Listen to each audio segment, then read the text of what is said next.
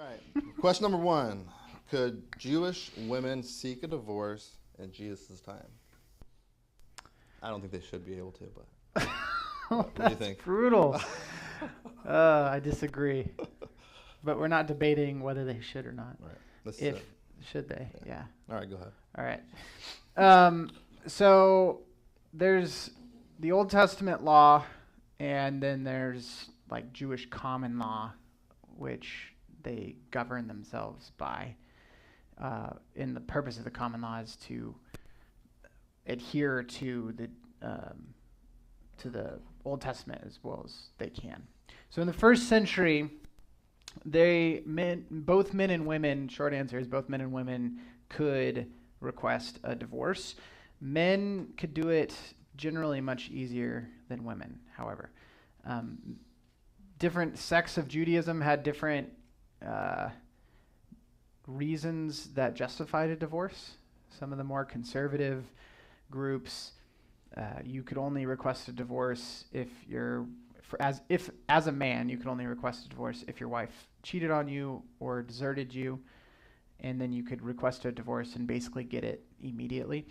If there's some looser sects of Judaism that interpreted the law looser to where you could kind of request a divorce from your wife about anything. The criteria being that she didn't fulfill her duties as a wife, and so you could like argue. What are those duties? Well, you could argue anything basically on that. Okay. So brunch for dinner or something. Yeah. Like that. So it depended on which group of Judaism, which group of Jews you were a part of would determine how loose that was. But in any case, if you qualified, you could kind of request it and get it done. If you were a woman, however, in any of those groups, the law was usually applied more strictly to you, and then you had to go to court and prove that your husband failed one of those criteria, usually cheated on you or deserted you. You have to prove it in court. So it was harder to do, but both could do it. The Old Testament itself, the reason why I brought up the difference between Jewish common law and the Old Testament, the Old Testament itself is a little bit vague on the issue.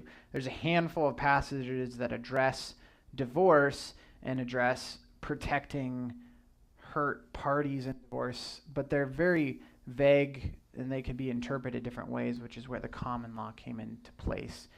The New Testament, however, is much more explicit about what qualifies for a divorce for Christians or not. And so we covered in 1 Corinthians 7 quite a bit about that in our study. If you wanted to go, we did 2 studies on 1 Corinthians 7. So you can go and watch those sermons.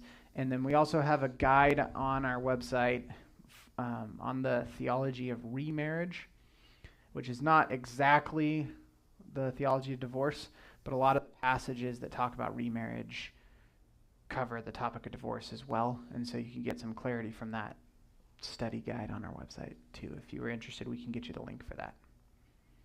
But so in the New Testament, in other words, men and women can request a divorce equally in Christianity with no preference of one or the other, no difficulty change from one or the other.